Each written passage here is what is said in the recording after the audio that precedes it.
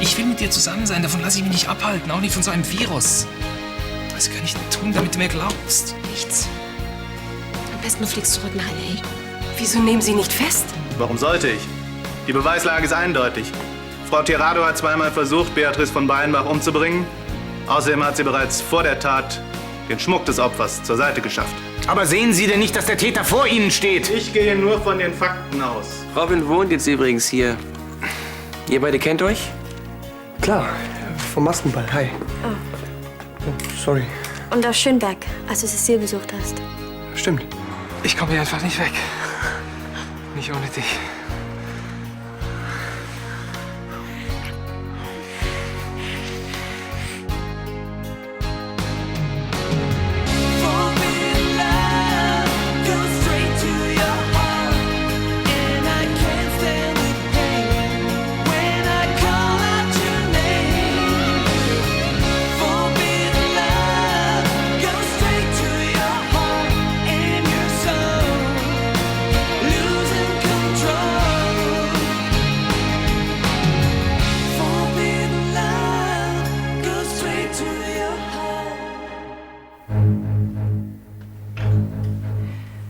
Sie halten diesen Brief für glaubwürdig? Er ist ein Indiz, das sie entlastet.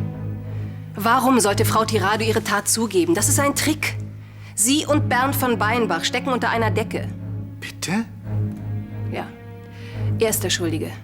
Er versucht nur wieder mal, seinen Kopf aus der Schlinge zu ziehen. Das ist eine Unterstellung. Herr Kommissar, Sie werden nach diesen bodenlosen Behauptungen keinen Glauben schenken. Laura Tirado und er stecken unter einer Decke. Sie hat nur auf seine Anweisung gehandelt. Ich fasse es nicht. Diese Frau will mir einen Mord anhängen. Können Sie Ihre Behauptungen auch beweisen? Wenn ich Sie einen Moment unter 4 Augen sprechen dürfte. Natürlich.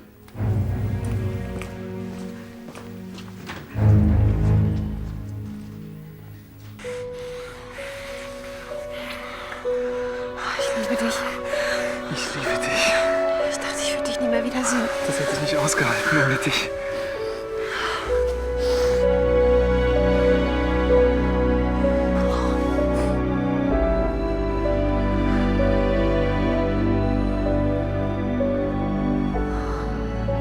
Ich will dich nicht verlieren.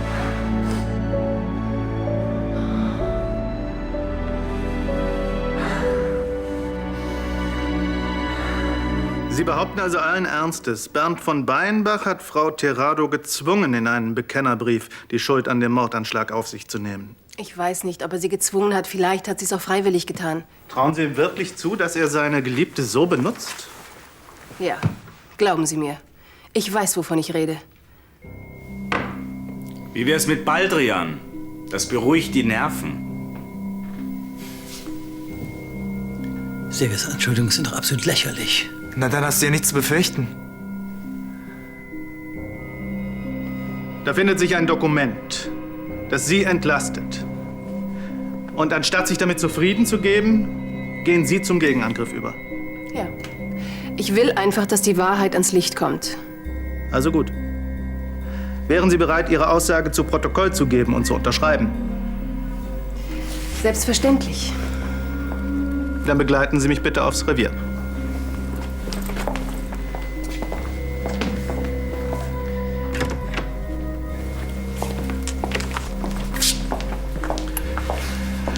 Aufgrund der Aussage von Frau Jones muss ich Sie bitten, sich in nächster Zeit zu unserer Verfügung zu halten.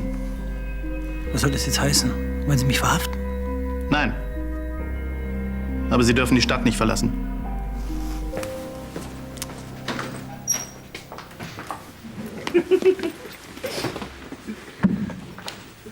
Ruhig noch über die Schwelle tragen können. Ach so, ich dachte, die Treppe hoch hätte dich genug beeindruckt. Da hättest du mir noch was auf der Gitarre vorspielen müssen. Also gut, alles nochmal von vorn. Hey, das war ein Scherz. Bin ich aber froh.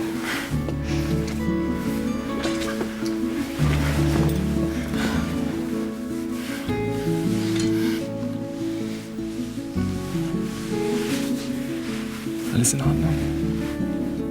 Ja. Wir können auch warten. Wir haben lange genug gewartet.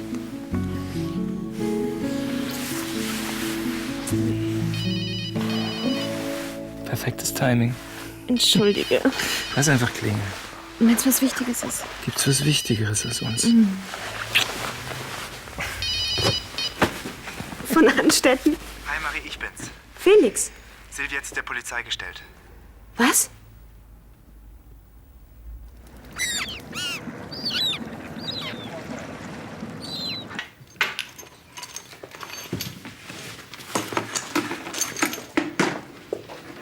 Was ist das denn?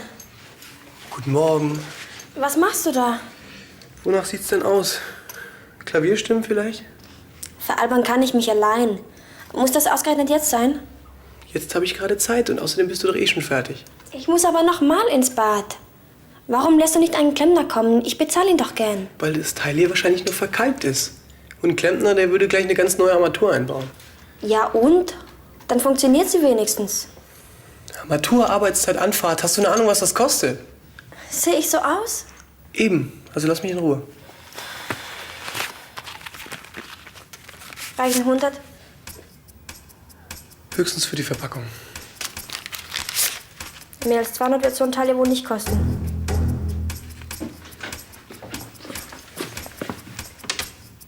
Was macht jeden da? Vanessa, also der Wasserhahn ist kaputt und Vanessa will jetzt, dass wir einen neuen kaufen. Das ist aber nett von dir. Bist du Klempner? Nee, aber ich habe da so meine speziellen Connections. Aha. Mehr als 100 wird sowas aber nicht kosten. Robin, kommst du mit? Ja.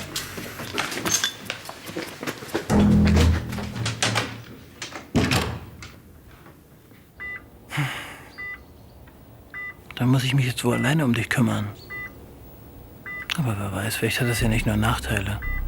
Zu viele Mitwisser waren noch nie gut. Du entschuldigst mich.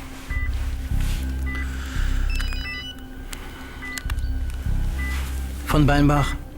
Ich bin's, Laura. Guten Morgen. Laura? Ich wollte mich nur noch mal bei dir melden, bevor ich endgültig untertauche. Ja, aber hatten wir nicht verabredet? Keine Angst. Ich rufe aus dem Ausland an. Läuft alles nach Plan? Die Polizei hat einen Brief gefunden. Tja, dann stehe ich jetzt also unter Mordverdacht. Ja, nach Deutschland kannst du jetzt auf jeden Fall nicht mehr zurück. Hatte ich auch gar nicht vor.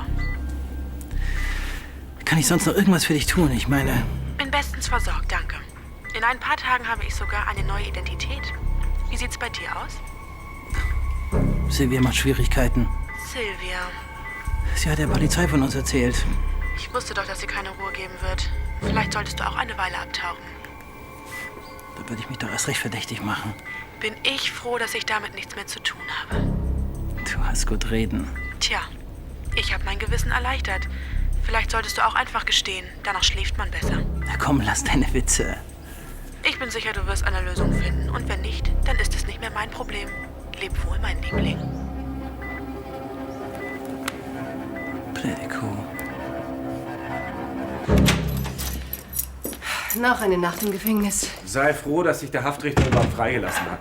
So ein Termin kann auch schief gehen. Naja, wenn die auf dem Revier nicht in der Lage sind, rechtzeitig einen Haftrichter aufzutreiben. Und für sowas zahlt man jetzt Steuern. Vergiss doch den Haftrichter. Frühstücken? Trotzdem, mit Bernd bin ich noch lange nicht fertig. Du, ich auch nicht. Ich werde den Staatsanwalt schon noch von mir überzeugen. Oh, guten Morgen, Marie. Wenn du Lust hast, mit uns zu frühstücken. Ich würde gerne mit dir sprechen. Ja, worüber denn?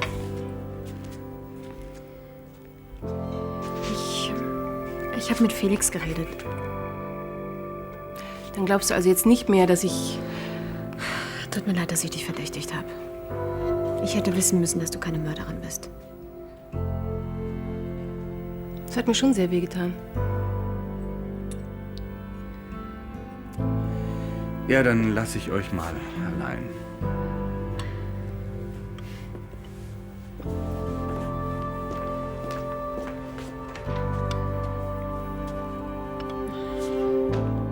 Weißt du, wenn ich mir vorstelle, du hättest mir sowas zugetraut. Aber ich war so verwirrt. Alles hat gegen dich gesprochen und dann auch noch deine Flucht aus dem Gefängnis. Naja, das Wichtigste ist ja, dass du mir jetzt glaubst. Ich hatte solche Angst um dich. Verzeihst du mir nochmal?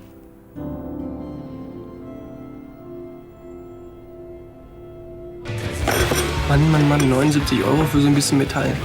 Jetzt tu mal nicht so. Du hättest Vanessa auch die 200 abgenommen. Was heißt mir abgenommen? Sie hat mir die Kohle geben wollen. Ja, aber wenn ich nicht gekommen wäre, hättest du sie auch genommen. Ja, um den neuen Wasserhahn zu kaufen, ne? Hatten wir beide nicht vereinbart, dass ich alles in die Hand nehme, was mit Geld zu tun hat? Ja, was hätte ich tun sollen? Hätte ich um Hilfe rufen sollen oder so? Du weißt genau, was ich meine. Keine Angst, ich hätte schon keinen Mist gebaut. Vielleicht. Vielleicht aber auch nicht. Garantiert nicht. Robin, seit ich dein Geld verwalte, hast du kein einziges Mal mehr gespielt. Ja. Das System scheint also zu funktionieren. Aber wenn du jetzt einen Rückfall kriegst... Okay, ich sehe es ja schon ein. Also, kein Geld mehr von Vanessa. Kein Geld mehr von Vanessa. Und kein Geld mehr von sonst irgendjemandem. Und kein Geld mehr von sonst jemandem. Dann sind wir uns ja einig. Ja. Es hat schon wehgetan, dass du an meiner Unschuld gezweifelt hast. Tut mir leid. Wir können ja noch mal von vorn anfangen. Darin haben wir Übung. Gute Idee. Übrigens, dein Vater hat mir vorgeschlagen, nach Schönberg zu ziehen. Vereint im Kampf gegen Bernd, ja? Der Gedanke hat doch was, findest du nicht? Unbedingt. Aber nur, wenn das für dich in Ordnung ist. Alles, was das Leben von Bernd schwer macht, ist für mich in Ordnung. Gut. Dann weißt du ja, wo du mich in Zukunft findest.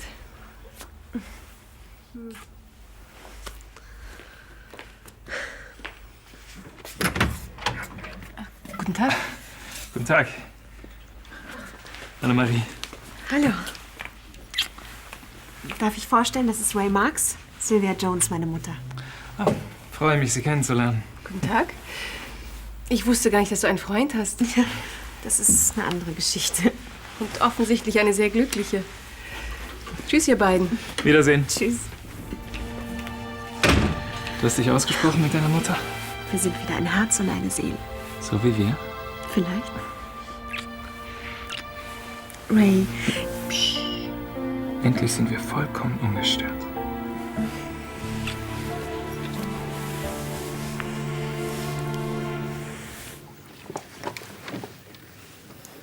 Perfekt.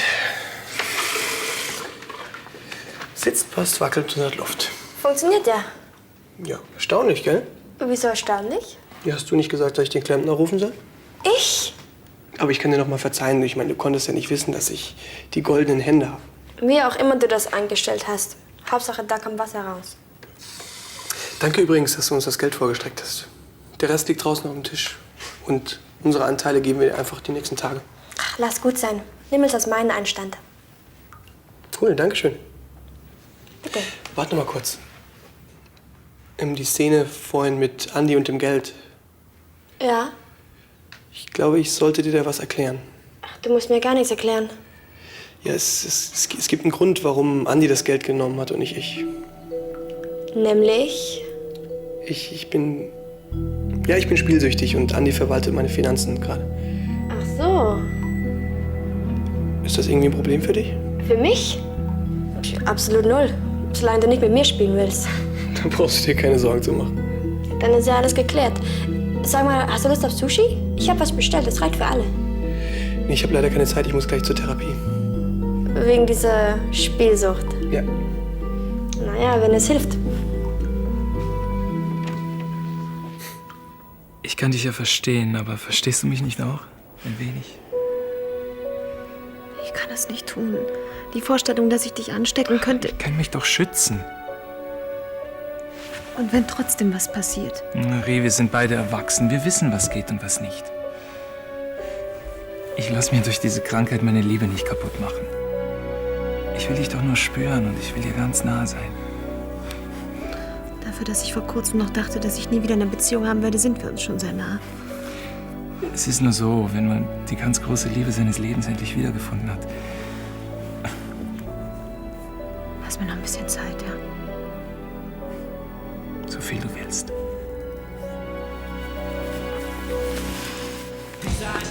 So, ich bin dann weg. Jo, ciao. Viel Spaß. Ciao. euer Sushi ist da. Oh, das wird ja auch langsam Zeit. Stell's einfach hier hin, ja? Das macht dann 120 €. Ich zahle.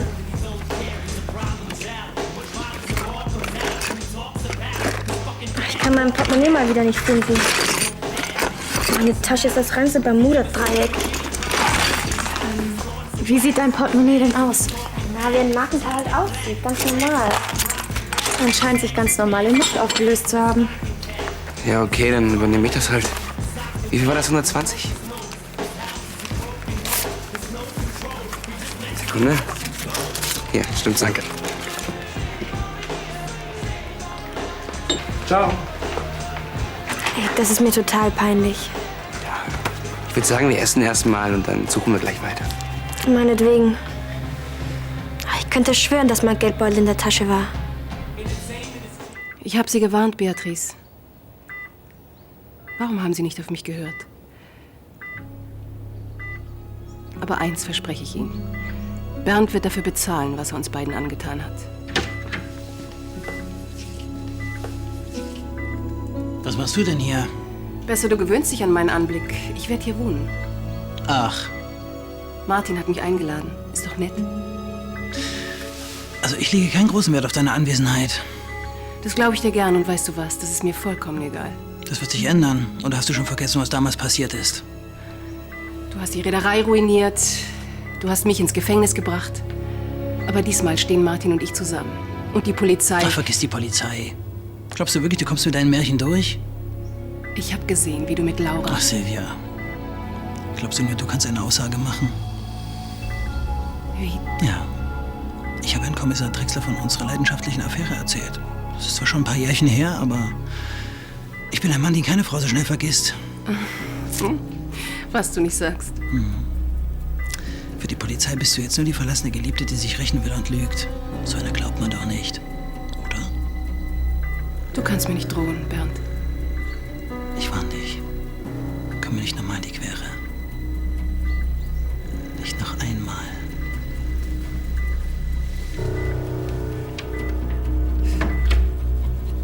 Der Song ist echt der absolute Wahnsinn. Der totale Knaller. Gefällt's euch? Auf jeden Fall, das wird ein Mega-Hit. Na, wenn du das sagst. Wir fahren damit nach L.A. Kann ich der großen Liebe meines Lebens auch gleich mal zu Hause zeigen. Wie war das? Ups, Entschuldigung, da haben wir wohl vergessen, was zu erwähnen. Ich glaube, ich habe da was nicht mitbekommen. Das geht uns auch nicht anders, falls es dich beruhigt. Wo sagtest du, wollt ihr hin? Nach L.A.? Noch ist nichts entschieden, okay? Also in den Laden hier musst du dir echt keine Sorgen machen. Wir haben alles bestens im Griff. Du musst uns nur sagen, wie viele Monate du wegbleiben willst. Das könnte euch so passen. Kann ich dich mal unter 4 Augen sprechen? Jederzeit. Wenn Marie wirklich nach L.A. geht, dann wird sie bestimmt mich zu ihrem stellen. Ray, bist du dir sicher, dass wir das Richtige tun? Du hast mehr als genug gearbeitet und der Laden läuft auch mal ohne dich. Wo ist das Problem? Das kann ich dir nicht sagen. Dann sag ich dir jetzt mal was. Wenn wir in den Staaten fertig sind, hängen wir noch einen Trip nach Neuseeland dran. Neuseeland? Ich mein's ernst, Marie. Das klingt ja fast so, als wolltest du mich entführen. Genau das habe ich vor. Dein Portemonnaie ist hier nicht. Ja, es muss aber. Wenn du es irgendwo liegen lassen hast, das kann nicht sein. Nachdem ich Robin heute Morgen das Geld für den Wasserhahn gegeben habe, war ich nicht außer Haus. Ja, dann suchen wir eben nochmal von vorn. Nein, wir haben schon in jeder Ecke geguckt. Dann weiß ich auch nicht mehr weiter. Aber ich... Eigentlich hätte ich da auch gleich drauf kommen können. Wovon redest du? Von Robin natürlich. Er hat meinen Geldbeutel geklaut. Ach komm. Spinnst du? Ja, aber ey, hast du noch alle? Es passt doch alles zusammen. Seine Jacke lag direkt neben meiner Tasche. Und dass er spießsüchtig ist, hat er mir selbst gesagt. Ja, aber deswegen kann ich mir nicht vorstellen, dass da... Ja, das klingt nicht so überzeugt. Spielsüchtige sind krank und zu allem fähig. Okay, Robin hat ein Problem. Aber deswegen ist er noch kein Dieb. Heute Morgen hätte ich ihm fast 200 € für die Armatur in die Hand gedrückt. Obwohl 100 gereicht hätten. Wenn alle nicht gekommen wäre... Das ist Schwachsinn. Spinnst du total? Also ich gehe jede Wette ein, dass er nicht bei seinem Therapeuten hockt, sondern in irgendeiner Spielhölle. Ehrlich gesagt habe ich selten einen so komplexen Befund gehabt wie den Ihren, Herr Brandner. Nach den Fragebögen ergibt sich ein recht interessantes Bild. Ihre Testergebnisse sind auf beeindruckende Art und Weise besonders widersprüchlich. Ja, ich habe Sie als einen jungen Mann erlebt, der sehr wohl Verantwortung übernehmen kann. Das ist ja auch ein Witz. Ausgerechnet ich werde spielsüchtig. Wissen Sie, ich habe immer versucht, für meine beiden Schwestern der Vernünftige zu sein, gerade nachdem unser Vater uns verlassen hat. Erzählen Sie von Ihrem Vater. Gibt's nichts zu erzählen. Der Typ hat kein Rückgrat, das ist ein absoluter Loser. Aha. Sind Sie schon lange dieser Meinung? Ja. Nein. Eigentlich seitdem er uns verlassen hat. Aber wissen Sie, für so jemanden kann man nichts anderes empfinden. Andererseits... Ja. Im Grunde bin ich doch genauso. Ich bin doch genauso schwach, verlogen und feige wie mein Vater. Ich habe durch meine Spielsucht alles kaputt gemacht. Und ich habe die Menschen belogen, die ich am meisten liebe, um weiterspielen zu können. Das war früher. Was ist jetzt? Naja.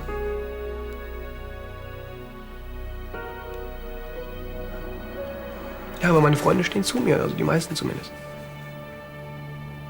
Also in Ihrem direkten Umfeld stoßen Sie nicht auf Ablehnung? Nee, ganz im Gegenteil.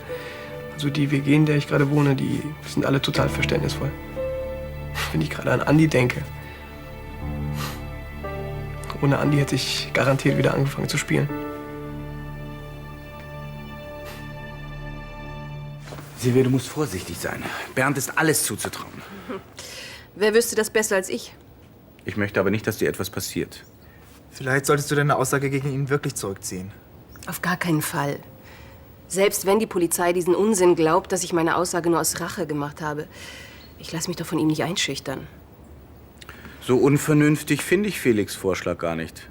Du willst also, dass Bernd wieder mal ungeschoren davonkommt? Ganz im Gegenteil. Aber wir könnten doch so tun, als ob. Ach so, du willst ihn in Sicherheit wiegen. Richtig. Ja, und da dir die Polizei ohnehin nicht glaubt? Könnte ich meine Aussage genauso gut zurückziehen, das ist wohl wahr. So ist es. Ja, Bernd denkt dann vielleicht, du hast Schiss bekommen und wird möglicherweise übermütig. Und was, wenn nicht? Ich kenne meinen Bruder. Er ist eitel und hält sich für unfehlbar. Früher oder später wird er einen Fehler machen. Dann wird er für alles zahlen. Ich muss sagen, der Plan gefällt mir. Ich kann es trotzdem nicht glauben. Ich finde es auch nicht gerade eine angenehme Vorstellung. Ich kapiere gar nicht, wie ihr da noch zweifeln könnt. Robin ist spielsüchtig, das hat er selbst zugegeben. Er hat aber auch gesagt, dass er alles im Griff hat. Der würde doch alles erzählen, um hier wohnen zu bleiben. Sowas kennt man doch. Die Rückfallquote ist super hoch bei Süchtigen. Ja, ist dein Spezialgebiet oder was? Ich glaube, sie hat recht. Ich meine, wenn man süchtig ist, man sieht da so ein Portemonnaie rumliegen. Und,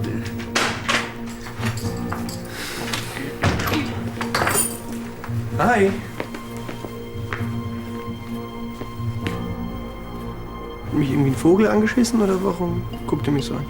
Wir müssen mal reden. Ja. Wann ist das Portemonnaie weggekommen? Lass uns doch mal suchen. Sehr witzig.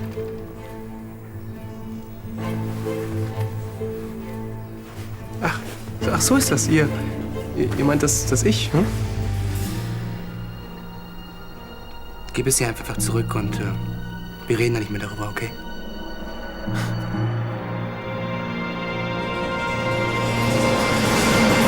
Und so geht's weiter. Ich glaube, ich melde ihn zurück. Spinnst du? Mann, es tut ihm super leid, dass er bei dem Motorradrennen mitgemacht hat. Andi hat sein Versprechen gebrochen. Hast du das schon vergessen? Nein. So, das macht dann 1,80. Schreib's auf, bitte. Sag mal, meinst du nicht, du hast hier schon genug Deckel liegen? Du kriegst deine Kohle schon wieder. Ich bin es wirklich. Ja, ist lang her, seit wir uns gesprochen haben. Ist was passiert? Ach, mein Bruder. Wo wir